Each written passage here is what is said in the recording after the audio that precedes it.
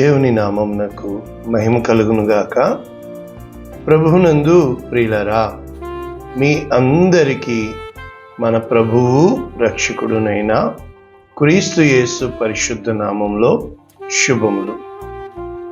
24వ తేదీ ఆగస్టు మాసము 2024 సంవత్సరం. ఈరోజు వాగ్దానం దేవుడు నీకిస్తుంది. సహింపగలిగిన దానికంటే ఎక్కువగా ఆయన మిమ్మును శోధింపబడనీయడు. కొరింథీయులకు రాసిన మొదటి పత్రిక 10వ అధ్యాయము 13వ వచనం. పూర్తి వచనము ఈ విధముగా ఉంది: సాధారణముగా మనుష్యులకు కలుగు శోధన తప్ప మరి ఏదియు మీకు సంభవించలేదు. దేవుడు నమ్మదగినవాడు. మీరు సహింపగలిగినంత కంటే ఎక్కువగా ఆయన మిమ్మును శోధింపబడనీయడు. అంతేకాదు, సహింపగలుగుటకు ఆయన శోధనతో కూడా తప్పించుకున్న మార్గమును కలుగచేయును. ఇది పూర్తి వచనం. ఇంగ్లీష్లో చదువుకొని శోధన 1, అటుపక్కన ఏంటి? నమ్మదగినవాడు, ఫెయిత్ఫుల్. ఇవి రెండు మనము నేర్చుకోబోతున్నాం. ఓకేనా? ఇంగ్లీష్లో మనం ఒకసారి చూసుకొని 1 Corinthians chapter 10 verses 13, New International Version. No temptation has overtaken you. ఏ యొక్క శోధన మిమ్మల్ని అధిగమించదు. Accept what is common to man kind నీ ఒక్కడికే కాదు, మనుషులందరికీ కూడా ఇది కామన్, సాధారణముగా వచ్చేది. And God is faithful. ఏం చెప్పబడుతుంది వాగ్దానంలో? దేవుడు నమ్మదగిన వాడు. He will not let you be tempted beyond what you can bear. ఆయన నిన్ను శోధింపగలిగిన దానికంటే ఎక్కువ శోధింపబడనీయడు. But when you are tempted, కానీ నీవు శోధింపబడుతున్నప్పుడు, he will also provide a way. ఆయన నీకు మార్గం ఇస్తాడు. ఏంటి? So that you can endure it. అంటే నీవు తప్పించుకున్నటకు మార్గము కూడా, అది ధైర్యముగా ఎదిరించుటకు. అంటే ఇంకా చెప్పాలంటే, ఆ శోధనలో నీకు సహాయము చేసేవాడు, ఆ శోధనలో నీకు తోడు నడిచేవాడు, ఆ శోధనలో నీకు ధైర్యం ఇచ్చేవాడు దేవుడే. ఇది ఈ వాక్యము సారాంశం. ఈ కొరింథీయులకు రాసిన మొదటి పత్రిక చాలా ప్రాముఖ్యమైంది కదా, మనకు తెలుసు. 13వ అధ్యాయం నిండా ప్రేమ గురించి చెప్పబడుతుంది. అయితే ఈ కొరింథీయులకు రాసిన మొదటి పత్రిక 10వ అధ్యాయము, ఇక్కడ ఒక కీవర్డ్స్ ఉంది. ఏమిటి అంటే 11వ వచనం. ఏం చెప్పబడుతుంది? ఈ సంగతులు దృష్టాంతములుగా వారికి సంబంధించి యుగాంతమందున్న మనకు బుద్ధి కలుగుటకు రాయబడింది. అంటే హిస్టరీ, చాలాసార్లు గతం అనేది చరిత్ర. అంటే వారికి మనము బైబిల్ తెరిచిన వెంటనే మొదట ధర్మశాస్త్రము కళ్ళ ముందు కనబడుతుంది. అంటే ఆదికాండం బైబిల్ అన్న వెంటనే దేవుడు ఏ విధంగా సృష్టి చేశాడు ఆదాము. అయితే 11 అధ్యాయాల వరకు ఫాల్ ఆఫ్ మ్యాన్ కైండ్. దేవుడు సృష్టించిన మానవుడు ఏ విధముగా దేవునికి దూరం అయిపోయాడు, ఏ విధముగా దేవుని ప్రణాళిక నుంచి పడిపోయాడు. ఇది 11వ అధ్యాయం వరకు దేవుడు ఏ విధముగా తిరిగి పడిపోయిన మానవునితో సమాధానపరుచుకోవాలని దేవుడు చేసిన ప్రతి ప్రయత్నము కూడా మనము చూడగలుగుతున్నాం. 12వ అధ్యాయం నుంచి మనకి అబ్రాహాముని దేవుడు పిలిచి అబ్రహాముగా, అంటే ఆదికాండం ఇప్పుడు ఎలా ముగించబడుతుంది? ఆదాము జీవితము, తర్వాత నోవాహు జీవితము, అబ్రహాముగా మార్చబడుట, ఇస్సాకు జీవితము, మరి మధ్యలో ఇష్మాయేలు, తర్వాత యాకోబు ఇశ్రాయేలుగా మార్చబడుట, యోసేపు ఐగుప్తుకి వచ్చుట. ఆదికాండం అయిపోయింది. అంటే మనకి పరిశుద్ధ గ్రంథంలో జీవితాలు కనబడుతున్నాయి. ఈ జీవితాల్లో మనకి ఏం కనబడుతుంది? దేవుని యొక్క గొప్ప ప్రణాళిక, ప్రేమ. అంటే వారి జీవితంలో అలా జరిగింది కనుక ఇప్పుడు ప్రస్తుతానికి మన దేశంలో కలకత్తా హాస్పిటల్లో ఒక డాక్టర్ అమ్మని రేప్ చేసి చంపేశారు. ఎంతగా మొత్తం డాక్టర్లందరూ ఈ రోజున మన ఆంధ్రప్రదేశ్, విశాఖపట్నం, కాకినాడ మొత్తం ఎందుకు వేల మంది డాక్టర్లు, నర్సులు వస్తున్నారు, స్ట్రైక్ చేస్తున్నారు? అక్కడెక్కడో జరిగింది, మరి ఇక్కడ ఎందుకు చేస్తున్నారు? అక్కడెక్కడో యుద్ధం జరిగింది, ఇక్కడెందుకు చేస్తున్నారు అంటే ఈ రోజున అక్కడ జరిగింది ఇక్కడ జరగదు అని గ్యారంటీ ఉందా? అంటే మన జీవితంలో ఎన్నోసార్లు మీకు నేర్పించాను, కరోనా ఎందుకు ఇంత భయపడిపోయారు? అక్కడెక్కడో జరిగింది ఇక్కడ చూశారు. అంటే మన జీవితంలో చూసింది, 2 విన్నది, 3 వీటన్నింటికంటే అర్థం చేసుకున్నది. కనుక ప్రభునందు ప్రియులరా, జీవితం అనేది ఎప్పుడు సాఫీగా ఉంటుంది తెలుసా? జీవితము ఎప్పుడూ కూడా మలుపులు తిరుగుతూనే ఉంటుంది. జీవితంలో నెమ్మది అనేది నీవు ఎదురు చూస్తూ వెళ్లాల్సిందే. ఒకేసారి నెమ్మది ఏంటో తెలుసా? నీవు వెళ్ళిపోయాకే, తెలిసిన దగ్గర నుంచి.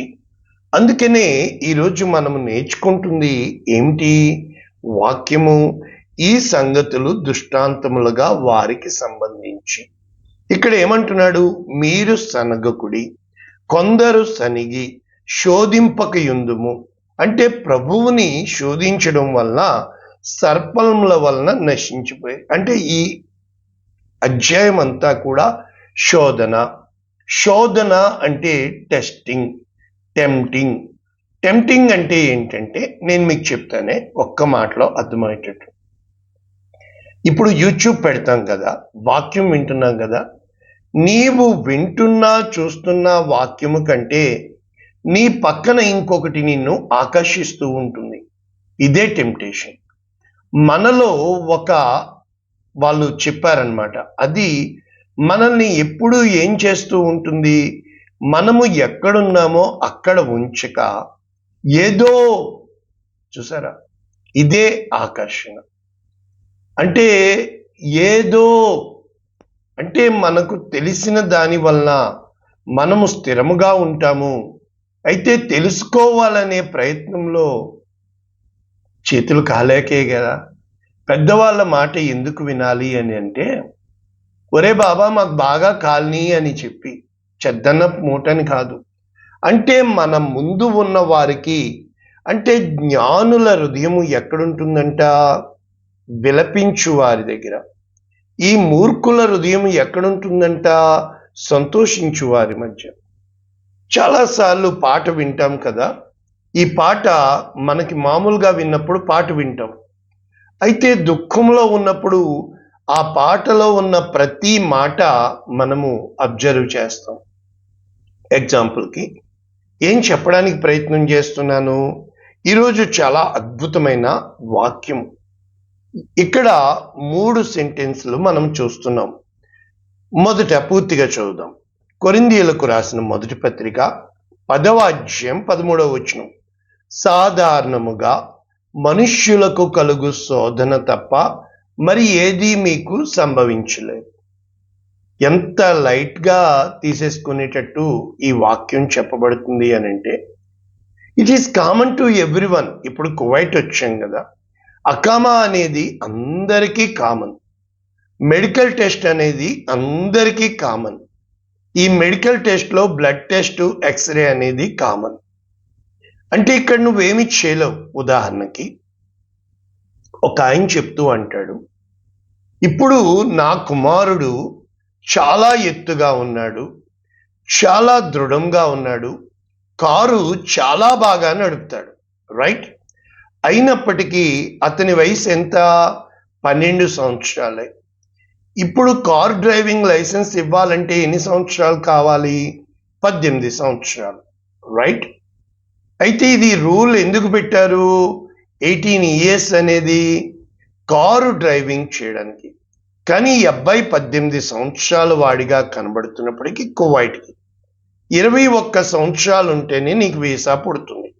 ఖాదిం వీసా పుట్టాలంటే 30 సంవత్సరాలు. నువ్వు పెద్దదానిగా కనబడినా నీ పాస్పోర్ట్ మీద వయసు కామన్, స్టాండర్డ్. అంటే చాలాసార్లు మన జీవితంలో ఏదైతే కామన్ పాయింటో మనము గమనించగలిగితే, అంటే మనకి వస్తున్న ప్రతి శోధన కూడా అది నీకు కాదు, అది కామన్, అది సామాన్యం, సాధారణం. అంటే జీవితంలో పుట్టిన తరువాత ఈ వాక్యం చెబుతూ ఏదైనా ఒక వచనం నాకు తెలిస్తే బావున్ను అనుకున్నప్పుడు, చూలాలి గర్భమందు ఎముకలు ఎలాగు ఎదుగునో నీకు తెలియనా? నిజమే కదా, మనము చిన్నవాళ్ళమై ఉన్నాం కదా. ఎముక ఎలాగు ఎదుగుతుందో అంటే మనము నిలబడము కంటే నిలదొక్కుకోవడము చాలా కష్టం. నిలబడిన వాడు పడిపోతాడేమో. అంటే నిలదొక్కుకోవడము అంటే కష్టపడి సంపాదించడం సులభమేమో, కానీ సంపాదించిన దాన్ని నిలబెట్టుకోవడం చాలా కష్టం. మంచి పేరు సంపాదించుకోవడం సులభమేమో, కానీ సంపాదించుకున్న మంచి పేరుని నిలబెట్టుకోవడం చాలా కష్టం. పరిశుద్ధాత్మని పొందుకోవడం చాలా సులభమేమో, కానీ పొందుకున్న పరిశుద్ధాత్మని కాపాడుకోవడం చాలా కష్టం. అంటే మన జీవితంలో ఇది నాది అనే కంటే మన జీవితంలో వెళ్తున్న పరిస్థితులను బట్టి చాలా భయంకరమైన పరిస్థితుల గుండా వెళ్ళవలసి వస్తుంది. మొదటి మాట పౌలు ఏం రాస్తున్నాడు? కామన్, అర్థమైంది కదా. రెండవ వాక్యం, దేవుడు నమ్మదగినవాడు, గాడ్ ఈజ్ ఫెయిత్ఫుల్. ఇది నీ మైండ్లో స్థిరపడిపోవాలి. ఏంటి? నేను మనిషిని, మట్టి నుండి చేయబడ్డాను, దేవుడు మహిమ కలిగిన వాడు, దేవుడు నమ్మదగిన వాడు, దేవుడు న్యాయాధిపతి, దేవునిలో అన్యాయం లేదు, దేవుడు మంచివాడు, దేవుడు మేలు చేసేవాడు, దేవుడు లంచం పుచ్చుకోడు. అంటే ఎప్పుడైతే నీ మైండ్లో God is good all the time, అంటే కీడు జరిగినా దేవుడు మంచివాడు, నీకు అర్థమైనా దేవుడు మంచివాడు, అర్థం కాకపోయినా దేవుడు మంచివాడు, నిన్ను 4 తన్నినా దేవుడు మంచివాడు, నిన్ను మూలన కూర్చోబెట్టినా దేవుడు మంచివాడు, దేవుడు మారడు, రైట్? ఇది పాయింట్. దేవుడు నమ్మదగినవాడు. ఇక మీరు సహించగలిగినంత కంటే ఎక్కువగా ఆయన మిమ్మును శోధింపబడనీయడు. 3 పాయింట్లు చెప్తాడు. మొట్టమొదట ఆదాము 930 బతికాడు, రైట్? పాపం చేసినప్పుడు చనిపోతామన్నారు. అందరికంటే ఎక్కువ ఎవరు? 969 మెతూషెల, రైట్. దేవుడు చేసిన మొట్టమొదటిది ఏంటి? మానవుడు పాపం చేసినప్పుడు వైరము కలుగచేసి ఏదెను తోట నుంచి పంపించాడు, రైట్. ఆది కాండము 6వ అధ్యాయం వచ్చినప్పటికీ లోకమంతా చెడిపోయినప్పుడు దేవుడు మానవుల యొక్క ఆయుష్కాలం తగ్గించేశాడు, 120, రైట్. 3వ పాయింట్, ధర్మశాస్త్రం ఇచ్చిన ఆ పొందుకున్న మోషే కీర్తన 90లో ఏమంటాడు? మా వయసు 80 సంవత్సరాలు, 70 సంవత్సరాలు. ఎంతకి తగ్గించేశాడు? 70కి తగ్గించేశాడు, రైట్. మోషే ఎంతకాలం బ్రతికాడు? 120, 120. చూసారు? అంటే దేవుడు కాలాన్ని తగ్గిస్తూ ఉంటాడని చెప్తున్నానా? నీ జీవితాన్ని తగ్గిస్తాడా? కాదు, శోధన తగ్గిస్తూ ఉంటాడు, శోధన దినములు తగ్గిస్తూ ఉంటాడు, నీ ప్రతి శ్రమ తగ్గిస్తూ ఉంటాడు. దేవుడు న్యాయాధిపతి, దేవుడు కనిక. ఎప్పుడూ కూడా గుర్తుపెట్టుకోండి, దేవుడు మంచివాడు ఫిక్స్ అయిపోండి. ఎప్పుడైతే నువ్వు ఫిక్స్ అవుతావో మనిషి చెడ్డవాడు, నీకు కలిగే ప్రతి ప్రశ్న, సమస్య, జవాబు, పరిష్కారము దేవుని దగ్గర సిద్ధముగా ఉన్నాయి. రైట్? మీకు అర్థమైంది. కనుక ఇక్కడ ఇంకా లూపోలు ఏం రాస్తున్నాడు? ఆయన శోధనతో పాటు తప్పించుకొనుటకు మార్గము కూడా. ఆయన నీకు ఎంతగా సహాయం చేస్తూ ఆదరిస్తాడో ఎన్నో విషయాలు నేను చెప్పగలను ప్రభునందు ప్రియులారా. అయితే ఇప్పుడు ద వెరీ గ్రేట్ టైటిల్, యేసు ప్రభు వారు ఏం చెప్పారు మనకి పరలోక ప్రార్థన నేర్పిస్తూ? మత్తయి సువార్త 6:13, మమ్మును శోధనలోనికి తేక దుష్టుని నుండి మమ్మును తప్పించు. రైట్? అయితే ఇదే యేసు ప్రభు వారు గెత్సెమనే ప్రార్థన అనుభవంకి వెళ్తూ చెప్పిన మాట ఏంటి? మీరు శోధనలో ప్రవేశించకుండానట్లు మెలకువగా ఉండి ప్రార్థన చేయండి. అక్కడ ప్రార్థన ఏమని చెప్తున్నాడు? శోధనలోనికి తేక దుష్టుని నుండి మమ్మను తప్పించు. కామన్ పాయింట్ ఏంటి? ప్రార్థన ఈజ్వల్ టు శోధనలోంచి తప్పిస్తావు. అయితే శోధన ఎవరి నుండి వస్తుంది? దేవుని దగ్గర నుంచి కాదు సుమా, దుష్టుని నుంచి వస్తుంది. రైట్? మీకు అర్థమైంది. ఇప్పుడు వాక్యం ఎక్కడికి వెళ్ళాలి? లింకు హెబ్రీయులకు రాసిన పత్రిక 10వ అధ్యాయము 23వ వచనం. వాగ్దానము చేసిన వాడు నమ్మదగిన వాడు కనుక మన నిరీక్షణ విషయమైన మనం ఒప్పుకొన్నది నిశ్చయముగా పట్టుకుందుము. చాలా గమనించండి. నేను నా జీవితంలో జరిగింది చెప్పి, నాకు ఏ దర్శనం ఇచ్చాడో ఆ దర్శనంలో నేను ఉంటున్నానా? ఎంతో మంది నాకు బ్రెయిన్ వాష్ చేసే వాళ్ళు ఉన్నారు, మైండ్ వాష్ చేసే వాళ్ళు ఉన్నారు. నేను నా అంతరంగంలో పరీక్షించుకోవాల్సింది, నేను దేవుని చిత్తంలో ఉన్నానా? దేవుని దర్శనంలో ఉన్నానా? దేవుని సంతోషపెడుతున్నానా? ఎలా తెలుసుకోవాలండి పాస్టర్ గారంటే, ఇవన్నీ చెప్తే ఎక్కడ సరిపోతుంది? ప్రతిరోజు నేర్పిస్తున్నాను కదా. రైట్? అంటే నువ్వు వాగ్దానము అనేది దేవుడు మాత్రమే, నీకు జీవితం ఇచ్చింది దేవుడు మాత్రమే, నీ జీవితంలో జరుగుతున్న వాటన్నింటికీ స్టోరీ, స్క్రీన్ ప్లే, డైరెక్షన్ దేవుడు మాత్రమే. నీకేదైతే టాస్క్ ఇవ్వబడుతుందో ఆ టాస్క్ అంటే ఒక ప్రాజెక్ట్, ఒక పరిచర్య, ఒక నీకు ఇవ్వబడిన ఏదైనా కావచ్చు, నీవు అది చేస్తున్నప్పుడు అనేకమైన పరిస్థితుల గుండా వెళ్ళాలి.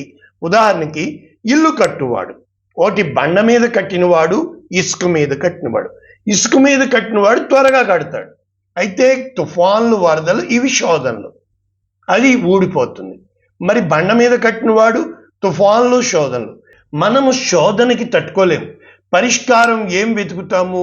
క్షణిక ఆవేశంలో వ్యక్తిని చంపేయడానికి, ఆ పరిస్థితి నుంచి పారిపోవడానికి, ఆ పరిస్థితులకు తట్టుకోలేక, ఇమ్మడలేక కృంగిపోతాం. అంతే కదా? అంతే కదా? అంటే ఆ తప్పించుకునే మార్గము యేసు. నేనే మార్గము, నేనే సత్యము, నేనే జీవం. నీవు నిలదొక్కుకోగలిగితే 40 రోజులు గొల్యాతు వచ్చి వారికి ఎంత టెన్షన్ పెట్టినా టెన్షన్. మరి 40వ రోజే కదా దావీదు వచ్చి కుట్టింది. దావీదులో దేవుడు గొల్యాతును పెట్టే శక్తిని పెట్టాడు. అంటే నీకు శోధన ఎందుకు తప్పిస్తున్నాడు?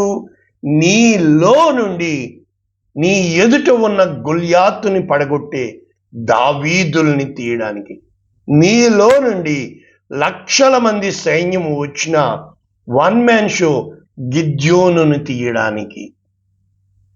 మరి దానియేలు సింహపు గుహలో సింహాలు చుట్టూ ఉన్న నీలో నుండి దానియేలుని తీయడానికి. కానీ మనం ఏమంటాం? పరీక్ష వద్దు డాడీ, పాస్ అయిపోవాలా. ఎలా పాస్ అవుతావు? ఇప్పుడు రన్నింగ్ రేస్లో 10 మంది కాదు, 100 మంది కాదు, ఎంతమంది పరిగెట్టారన్నది కాదు, ఎంతమంది జయించారు. నిజంగా జీవితం అనేది జయ జీవితమా, తృప్తికరమైన జీవితమా? కనుక నీవు నిశ్చయముగా పట్టుకుంటున్నావా? Are you stable enough? Are you stand firm? కాబట్టి ఇంకా కొంచెం ముందుకు వెళ్దాం మనం, ఓకేనా? అయితే ఇక్కడ వాక్యాలు తిమోతికి రాసిన 2వ పత్రిక 1వ అధ్యాయము 12వ వచనం. ఈ శ్రమలను అనుభవించున్నాను, ఎందుకంట నేను నమ్మిన వానిని నేను ఎరుగుదును గనుక సిగ్గుపడను. నేను అప్పగించిన దానిని ఎవరికి? ఆయనకు. రాబోవుచున్న ఆ దినము వరకు నన్ను కాపాడుగలడు అని నమ్ముకున్నాను. అంటే మనం ఒక సమర్పణ చేస్తాం కదా, ఇక్కడ పౌలు 3 స్టేట్మెంట్లు. నేను నమ్మిన వానిని నేను ఎరుగుదును. నాకు శ్రమ కలిగినా ఆయన వల్లనే, కన్నీరు వచ్చినా ఆయన వల్లనే, కష్టం వచ్చినా ఆయన వల్లనే. ఎందుకు పౌలు అంత ధైర్యంగా చెప్పగలుగుతున్నాడు? మరి 2వ వాక్యంకి వెళ్తే, ఇక్కడ తిమోతికి రాసిన 2వ పత్రిక 2వ అధ్యాయం 11వ వచనం. ఈ మాట నమ్మదగినది. ఏ మాట? మనము ఆయనతో కూడా చనిపోయిన వారమైతే ఆయనతో కూడా బ్రతుకుదు. ఆయన చేతిలో మన జీవము మరణము ఉంది. బ్రతుకుట క్రీస్తే, చావైతే మేలు అంటాడు పౌలు. అంటే అర్థం ఏంటి? నాలో ఉన్న ఎదురాడే స్వభావము, నేను ఆయనే అహము. నాకు అర్థం కావట్లేదు. నాకు అర్థమయ్యేటట్లు చెప్పు. నన్ను ఏమంటారు తెలుసా? మరి నువ్వు నాకు అర్థమయ్యేటట్టు ఎందుకు చెప్పలేదు? ఎంత ప్రయత్నించినా వాళ్ళొక భావం వాళ్ళలో ఇమిడిపోతుంది. అది మొదట పునాదిగా నీ యందు చిన్న మెదడులో ఉండిపోయింది. ఎదుటోడు చెడ్డోడు, నాకు ఇలా జరిగింది. నేనేం చెప్తున్నాను? నాకు ఇలా జరిగినందువల్ల ఇప్పుడు నేనున్నాను. ఎంతగా విశ్వాసంలో ఎందుకు బలపడ్డాను? నాకు ఇలా జరిగింది అని నేను అన్ను. నాకంటే అన్యాయం జరుగుతుంది, నాకంటే ఘోరంగా జరుగుతుంది, నాకంటే ఎంతో మంది బాధపడుతున్నారు.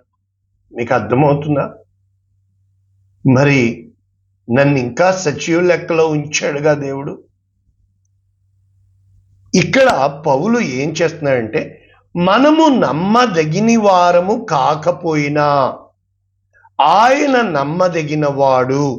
తన స్వభావమునకు విరోధముగా ఆయన ఏదియూ చేయడు. కనుక వినువానిని చెరుపుటకే గాని మరి దేనికి పనికిరాని మాటలను గూర్చి వాదము పెట్టుకొనవద్దు. చూసారా? వాదాలకి పోయినప్పుడే కదా, అంటే మనం పక్కోలతో పోల్చుకున్నప్పుడే కదా.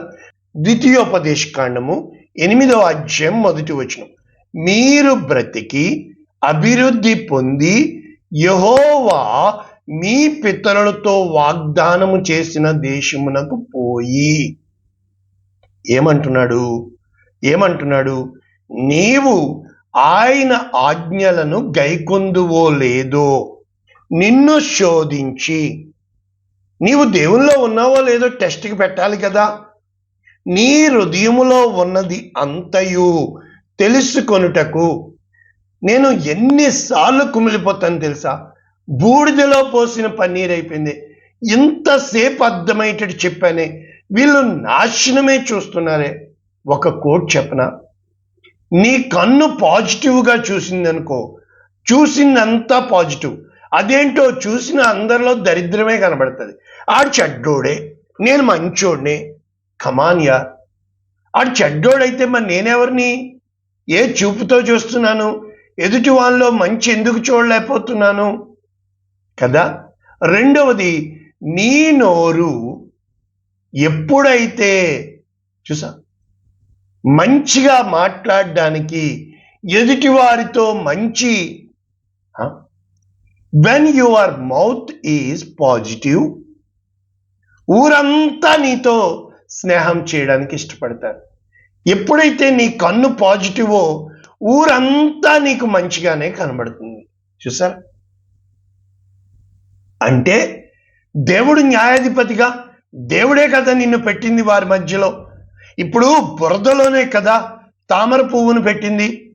తామర పువ్వు బురదా నన్ను పట్టుకోకంటదా? ఇప్పుడు వాడ అలల్లోనే కదా వెళ్ళాలి. ఓడా నేను నిన్ను ముంచను అంటదా? ఆ ప్రజల మధ్య నువ్వు ఉన్నప్పటికీ, ఇప్పుడు పేతురు మొదటి పత్రిక 1వ అధ్యాయం 6వ వచనం, ఇందువలన మీరు మిక్కిలి ఆనందించున దేనివలన? అవసరమును బట్టి నానా విధములైన శోధనల చేత. ప్రస్తుతము కొంచెము కాలము మీకు దుఃఖము కలుగుచున్నది. నశించిపోవు సువర్ణము అగ్ని పరీక్ష వలన, అంటే అమూల్యమైన మీ విశ్వాసం, చూసారా, శోధనల చేత పరీక్షకు నిలిచినదై యేసుక్రీస్తు ప్రత్యక్షమైనప్పుడు మహిమ, మెప్పు, ఘనత.